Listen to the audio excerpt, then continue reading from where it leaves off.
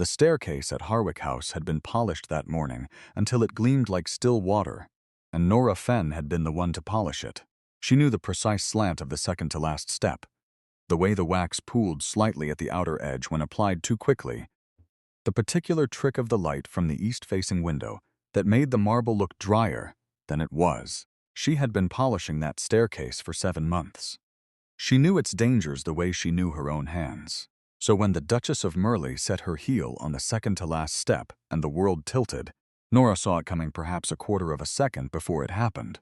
She saw the Duchess's silk slipper find the edge, saw the woman's chin lift with the sudden arrogance of someone who has never once considered that a floor might refuse her, and then the Duchess was falling, a great sweep of aubergine taffeta and diamond-threaded hair, arms thrown wide, and the assembled guests of the Harwick Autumn Gala froze in collective held breath. Nora, standing with 2 other housemaids at the servants' passage entrance, felt the laugh rise before she could stop it. Not cruelty, something closer to justice, sudden and involuntary, the body's honest response to watching a woman who had called her clumsy, vapid, and wholly beneath notice now discover what the floor thought of her. The sound escaped her lips, small and sharp, caught by 2 of the footmen nearest her, and she pressed her fingers to her mouth immediately, heat flooding her face. Then she saw whose hand caught the Duchess. He was already moving when the taffeta began to fall.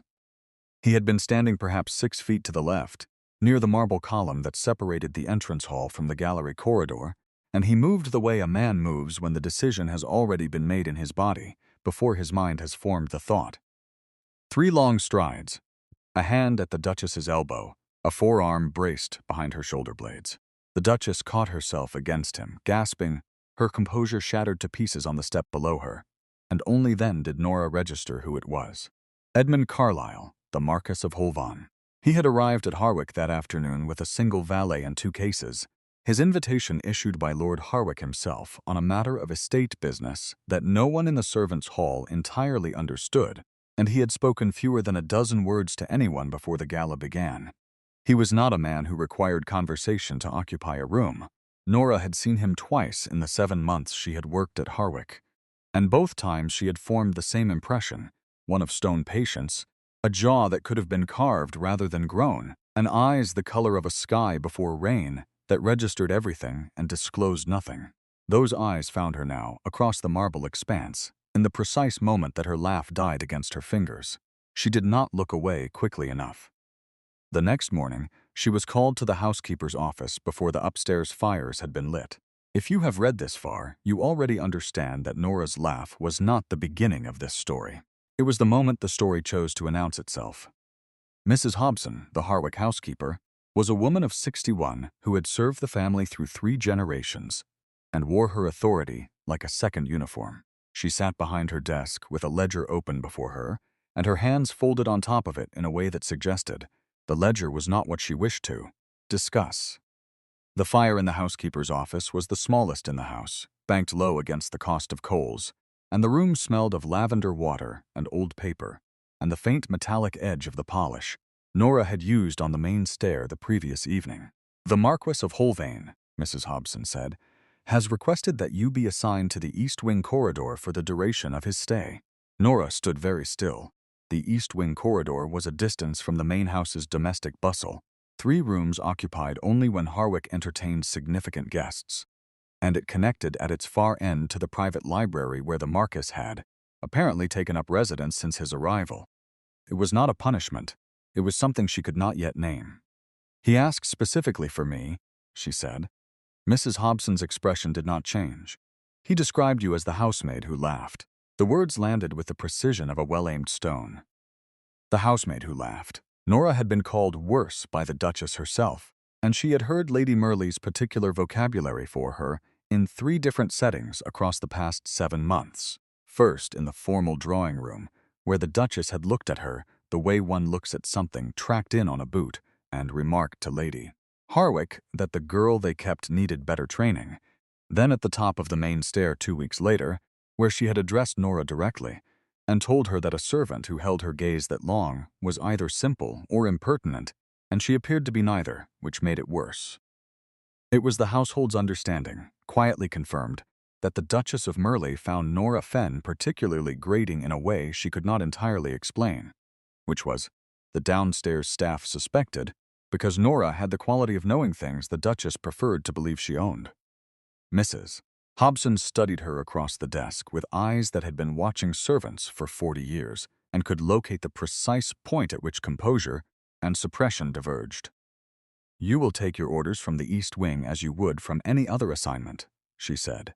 "You will conduct yourself with the discretion that this household expects, and you will not give the Duchess of Merle any further occasion to speak to Lady Harwick about you." "Yes, Mrs. Hobson, that will be all." The housekeeper paused with one hand hovering over the ledger. "The Marquis has a son with him, a boy of 7. He has been unwell this autumn. The journey was taxing, and his father has limited patience for anyone who handles him carelessly." She opened the ledger and returned her attention to it. "I thought you should know." Nora walked to the East Wing corridor with that detail sitting in her mind like a pebble dropped in still water, its rings spreading outward in ways she could not yet trace. She went to the East Wing corridor. She had no practical reason to refuse. The Marquis was in the private library when she had arrived to lay the fire at 7:30. He was standing at the long window with a letter in one hand and the other hand pressed flat against the glass, not reading, watching the frost on the parkland below. He did not turn when she entered.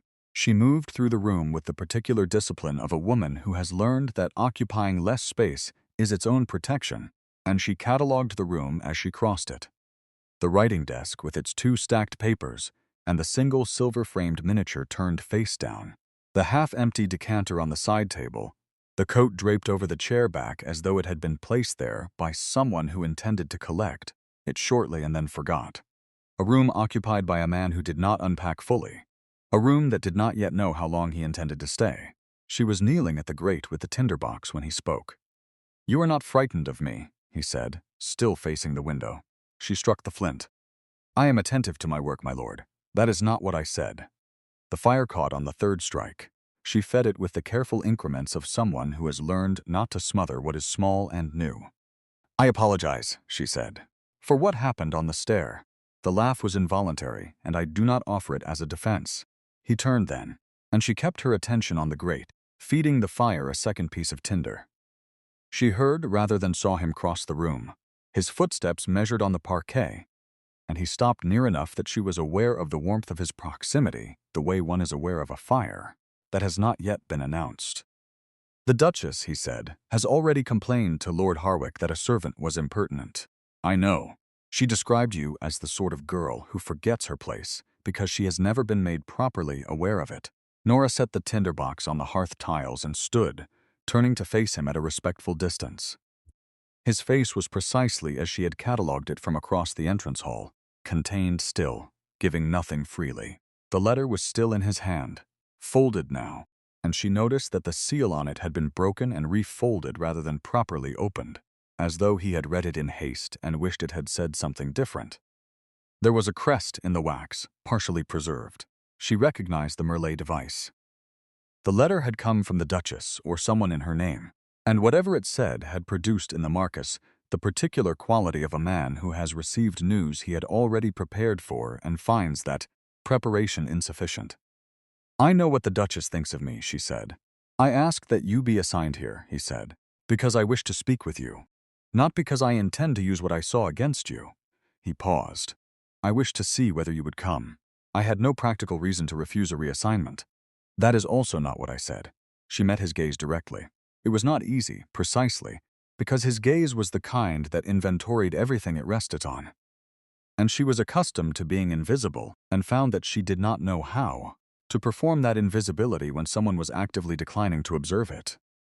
"I came," she said, "because I was curious what a Marquis could possibly want to discuss with a housemaid." Something shifted at the corner of his mouth. Not quite a smile. The harbinger of one, perhaps, the geological evidence that a smile had at some point existed and might exist again. "I find," he said, "that I have fewer opportunities for honest conversation than one might expect." "My lord," she said carefully, "I am not certain I am the appropriate remedy for that." "No," he said, "nor am I." He was not cruel. That was the first thing she had to revise. She had assumed, in the 7 months of occasional sightings, that the stillness in him was a form of contempt the natural coldness of a man who had enough rank to dispense with warmth. She was wrong, and the wrongness of it unsettled her in a way she did not have words for yet. He dismissed her at 8 o'clock with instructions to return the following morning, and she walked back down the East Wing corridor, with the sensation that the morning had shifted something in the architecture of her understanding, without yet revealing what it had built in its place. She discovered what he saw in her, or rather what he was in the process of seeing, 6 days later. He had gone riding in the afternoon, and she had been sent to reorder the private library in his absence. The room had the good smell of old leather and coal smoke, and she was working methodically along the lower shelves when she heard a sound from the small anteroom adjoining the library's east wall, a child's sound, small, effortful, trying not to be heard. The door was ajar. She pushed it open and found a boy of perhaps 7 years sitting on the floor with a wooden case in his lap that had been forced at the latch and now would not close properly. He had clearly been at this for some time. The little brass catch bent, and the case's inner lining crumpled, and he was pressing his mouth together with the focused misery of a child who will not cry if he can possibly help it. Nora came and sat cross-legged on the floor beside him without being invited, which was not the proper thing to do, and she did not care. She took the case from him gently, examined the bent latch, and found in her apron pocket the small metal file she carried for trimming candle holders when their edges cracked. 2 minutes of careful work straightened the latch enough to seat properly. The case clicked shut. The boy stared at her. He had his father's gray eyes, though she only understood whose eyes they were somewhat later. "I was not supposed to touch it," he said. "The latch will hold," she said. "Whether you touched it will be between you and your conscience." He considered this with the gravity of someone who takes conscience seriously.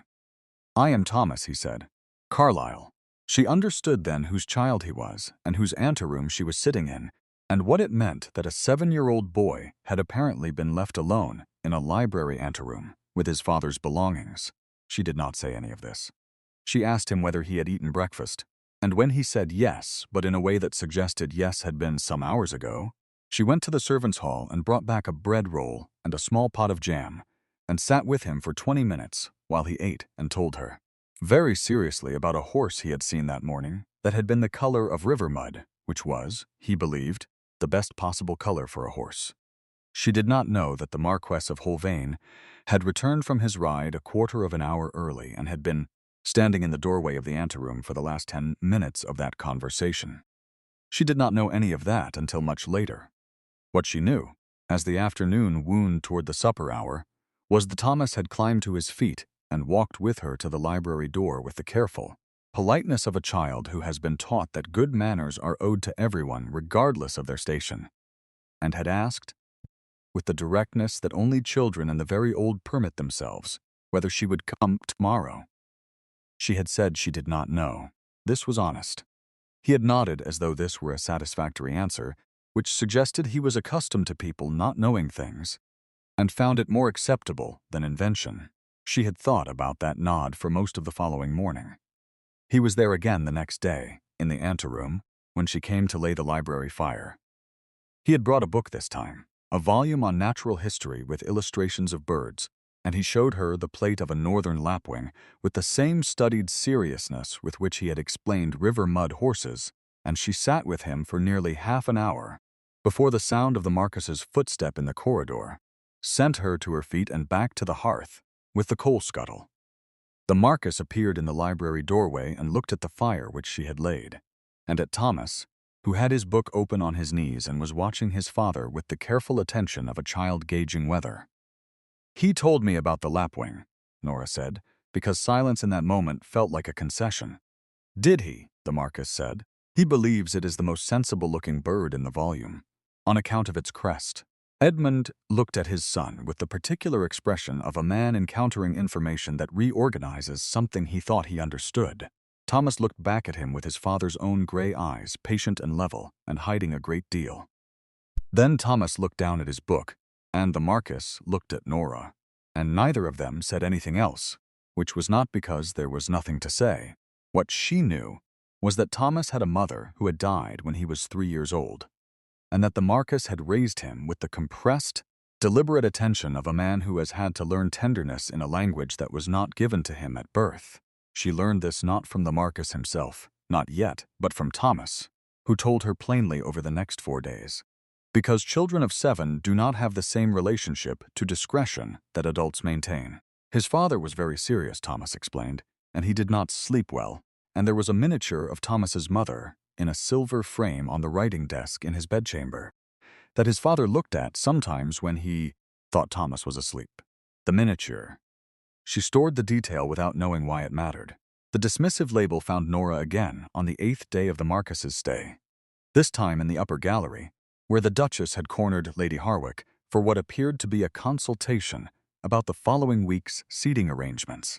Nora was passing with a basket of fresh linen when the Duchess turned and observed her, with the specific quality of attention one gives to something mildly offensive that one has grown accustomed to enduring. "That girl," the Duchess said, not lowering her voice, "has been given entirely too much latitude. I have it on good authority that she has been consorting with guests." She paused to let the implication settle. The housemaid who laughed. "I would have thought Lord Harwick's domestic standards higher." Lady Harwick, who was a woman of flexible principles when influence was concerned, said nothing at all. Norfa set her jaw and walked on, and the heat of her own anger was a thing she carried for the next 2 corridors before she could put it down. She put it down because she turned the corner at the end of the East Passage and found the Marquis there, standing at the window that overlooked the kitchen garden with a glass of wine he had not drunk. He was looking out at the winter bare beds with the letter in his breast pocket. She could see the corner of it, and his face in that unobserved moment had a quality she had not seen before. Not coldness, not contempt. Something older and quieter, a grief he had learned to carry without shifting its weight to others. The kitchen garden below was a grid of empty raised beds and frost-killed stems, and he was looking at it as though it contained a message he was still in the process of decoding. "My lord," she said, and would have passed him. "She has said it before," he said. She stopped. "Yes, and before that, yes!" He turned from the window. The grief was put away again, the face composed to its usual planes. "You do not flinch," he said. "I have learned not to," she said. "It is not the same as not feeling it." He was quiet for a moment in the way he was quiet, which was not the absence of something but the presence of attention. Then he said, "Thomas has told me about the bread roll." Nora felt warmth move through her face and had no means of stopping it. She looked at the floor, then deliberately looked at him instead, because looking at the floor was the habit she had been trying to break.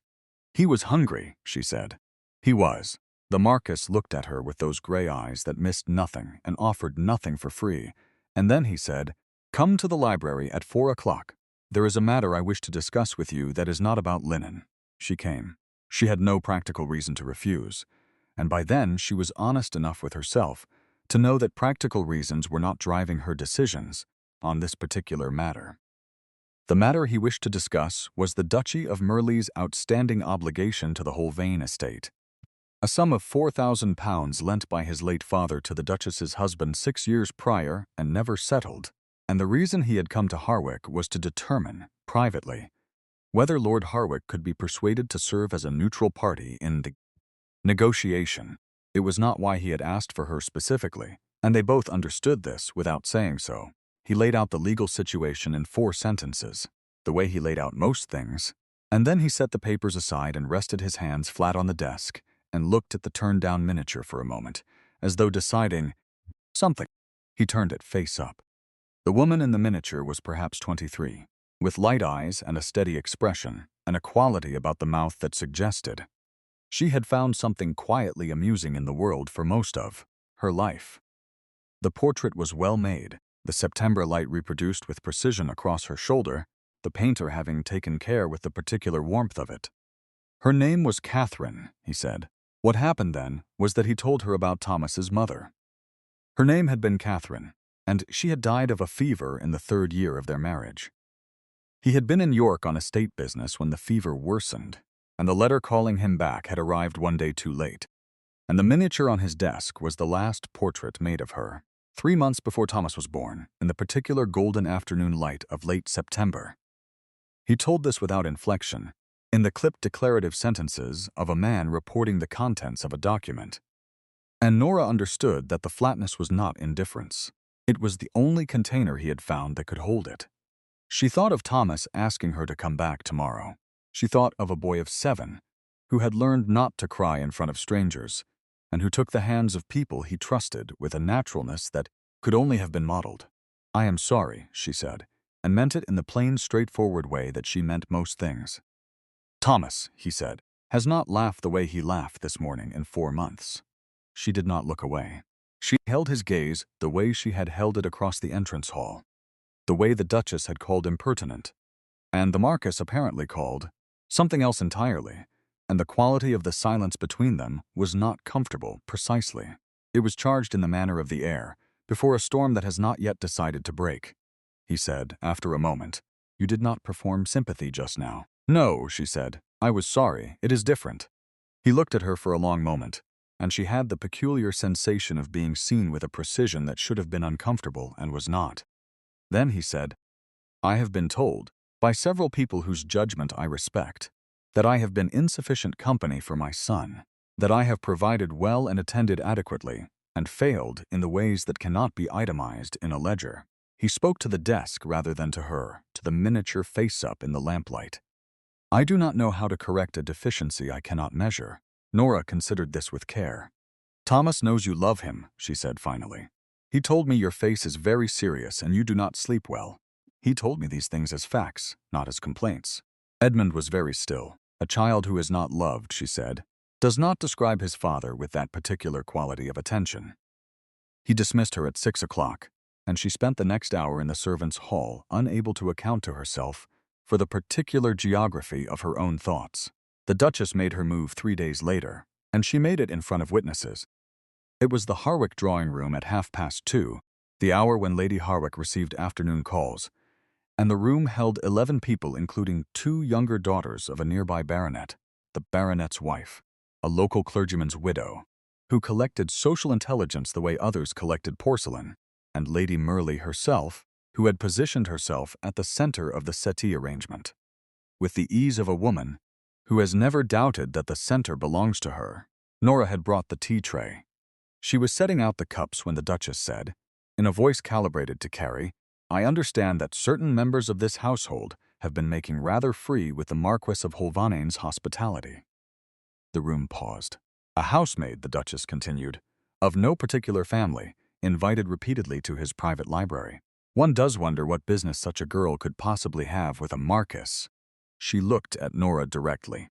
The housemaid who laughed. "One might have thought that particular piece of impertinence had cost you your place here."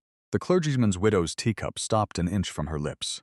Lady Harwick said, "I am certain there is an innocent explanation." "I am certain there must be," the Duchess said, in a tone that made the certainty a weapon. Nora set the last cup in its saucer with a precision that was itself a kind of answer, picked up the empty tray, and withdrew. She walked the length of the corridor to the kitchen stairs with her spine straight and her hands steady, and the shame of it burning in her chest, like a coal that had nowhere to go. She had done nothing wrong. She knew she had done nothing wrong. The Duchess had made this irrelevant with 11 witnesses. She was on the 3rd step of the kitchen stair when a hand closed around her wrist. Not her wrist. He caught the crook of her elbow, his grip firm and careful, the way one steadies someone who does not yet know they need steadying. She turned, and he was there in the corridor, having come from the direction of the estate office, still in his riding coat, Thomas a small silent figure at his side with wide gray eyes and a mouth pressed shut. "Come back," he said. "My lord, I cannot. Come back into that room." She looked at him, and the thing she saw in his face was not the grief of the library window, and not the controlled remove of the entrance hall. It was decision, the particular expression of a man who has reached the end of a calculation and set the paper down. "The Duchess will," she began. "I know what the Duchess will do," he said. "Come back." She did not have practical reasons to refuse, and she had long since stopped pretending that was the criterion. He walked into the Harwick drawing-room ahead of her with Thomas at his left hand, and the 11 people in that room rearranged themselves in the subtle social mathematics of people who understand that a marquis entering a room changes its geometry. The Duchess looked up from her settee with the practiced composure of a woman who has always occupied the center. "Lord Holvain," Lady Harwick said, rising slightly, "I did not know you were returned from your ride." "I am," he said, and came to stand in the precise center of the room. where the light from the two tall windows crossed. He did not look at the Duchess. He looked at Lady Harwick, and then at the baronet's wife, and then at the clergyman's widow, who had set her teacup down entirely. "I wished," he said, "to introduce Miss Fenn to this company." The room did not breathe. "Miss Fenn," he continued, in the same level declarative voice that he applied equally to estate documents and difficult truths, "has done my son a notable kindness during our stay, and I have found, in 4 days of conversation on matters of some substance, that she is a woman of considerable intelligence and principle." He paused. "One heartbeat. I intend to ask for her hand, with Lord Harwick's permission, and I should like that fact to be known to this room before the week is out." The clergyman's widow made a sound that was not quite a word. Lady Merle's spine, which had been a column of total confidence, shifted 1/fraction of an inch. Thomas, who had been listening to all of this with the focused attention of a child who has been told that something important is happening, looked up at Nora with his father's gray eyes and said nothing at all. He took her hand instead. Just that. A small boy's hand finding hers and holding. "She is a housemaid," the Duchess said. The certainty was still in her voice, still a weapon. Only now the blade had met something harder than it expected.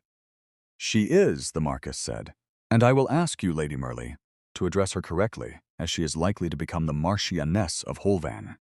That was 12 words. Nora counted them later, more than once, in the way one returns to a phrase that does not seem entirely real. The Duchess's composure fractured at its edges, the polished surface of it showing for the first time the fragmentation beneath. She said something about propriety. She said something about the season and the expectations of families of standing. Lady Harwick, watching the room's tidal shift with the attention of a woman recalculating alliances, said nothing at all, which was its own kind of verdict. The baronet's wife murmured to her daughters, and the clergyman's widow wrote something in her memory that the entire county would know before Sunday. Lady Merle tried once more, her voice finding its customary authority and losing purchase on it, like a boot on a waxed step. "Lord Holvain," she said, "I must tell you that this is highly irregular, and that any association between a peer of your standing and a domestic servant reflects not only upon yourself but upon the families who have always supported the Holvain name." "Lady Merle," Edmund said, and his voice was entirely level, "you are in Lord Harwick's drawing-room as his guest. Miss Fenn is presently in this room at my request. If you wish to remain, you are welcome to do so. If the company displeases you, I am certain the arrangements can be adjusted." He said it without heat, without triumph, with the measured finality of a man accustomed to concluding matters of business. The Duchess said nothing. The room understood that this was because there was nothing left to say. Edmund crossed to Nora then, 3 deliberate strides, and stood close enough that Thomas's hand was between them like a bridge. He did not touch her. He looked at her in the way he had looked at her across the entrance hall and the library window and the east corridor, the accumulated weight of 7 days of seeing deposited in a single held gaze. "I am not," he said quietly, just to her, "a man who changes his mind." "I know," she said. "I should like to speak to you properly, privately, when this room has finished with its calculations." She thought of the miniature on the writing desk, Catherine's portrait in the September light, and the way Thomas had described his father looking at it in the hours when he thought he was not watched. She thought of a man who had learned tenderness in a language not given to him at birth, who had raised a boy to take the hands of people who deserved to be held, who had moved 3 strides and caught a falling woman on a staircase, because his body made the decision before his mind had the chance to weigh the cost. She thought of Mrs. Hobson saying he has limited patience for anyone who handles the boy carelessly, and of the way Edmund had looked at his son that morning in the library doorway, the expression of a man who had understood something and was not yet certain what to do with the understanding. She thought of the lapwing. "Yes," she said. By spring, the matter of the £4,000 owed to the Holvan estate by the Merle Duchy was settled in full, the negotiation conducted through Lord Harwick in his capacity as neutral party, which was the stated reason for Edmund's visit to Harwick House, and remained technically accurate. The settlement occupied 3 pages of legal correspondence and arrived in April. Edmund filed it with the Holvani estate papers in the drawer below the ledger where his father had recorded the original loan, and did not think about it again. What he thought about, with some frequency, was the morning in November when Nora had sat cross-legged on the anteroom floor with his son and a bread roll. And Thomas had laughed for the first time in 4 months. And he had stood in the doorway for 10 minutes, watching a woman who did not perform warmth, but simply possessed it and had understood something about himself that he had been refusing to understand for 3 years. They married in February, in the chapel at Holven Park, in the presence of Thomas, Mrs. Hobson, who had made the journey at her own insistence, and a small collection of people who valued what they were watching. The ceremony was brief and dignified, because Edmund was a man who believed ceremony should say what it meant without excess, and Nora was a woman who had never required more from any occasion than honesty. That evening, she stood at the window of the Holven Park sitting room with a fire behind her and the February dark pressing at the glass, and Thomas was asleep in the nursery down the hall, and Edmund came and stood beside her with the silver-framed miniature in his hand. He set it on the windowsill, where Catherine's portrait could look out at the same grounds, and Nora did not speak because she understood that this was not a moment that required her to. She did not laugh this time, which was different. She was not suppressing it. It simply was not the feeling that rose, standing in the warmth with the snow coming down outside, and the miniature of a woman she would never know resting at the window's edge, and a man whose hand had found her elbow in the corridor because she needed steadying before. She knew she did. The feeling that rose was steadier than laughter and quieter than joy and altogether more durable, and she stood in it the way she had stood in that morning's fire-laid warmth in the East Wing library, letting it be what it was without explaining it further. Outside the glass, the snow continued to fall on Holven Park. The miniature caught the fire's light. She was home and she knew it. That was all. Thank you for staying with Nora until the end. If her story found you, leave a word in the comments before you go.